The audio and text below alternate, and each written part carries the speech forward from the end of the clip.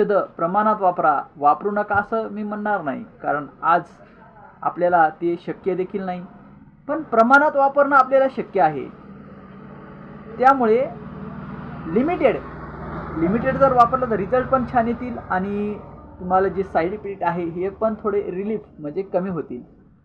तर शेतकरी मित्रांनो, सांगायचं उद्दिष्ट म्हणजे आज तुम्हाला आजपर्यंत लोक सांगत होते की आज 4 बॅग DAPच्या टाकल्या तरी बी पहिल्या 1 DAPचं पोतं टाकल्यानंतर जेवढं पीक येत होतं तेवढं पीक आज 4 पोते टाकल्यानंतर बी येत नाही आहे.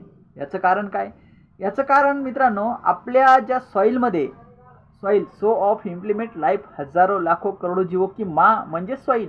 तर आपल्या हे सॉईलमध्ये जे पहिल्या वेळेस म्हणजे 30 वर्षाच्या अगोदर जे कार्बन पर्सेंटेज होती, ही कार्बन पर्सेंटेज होती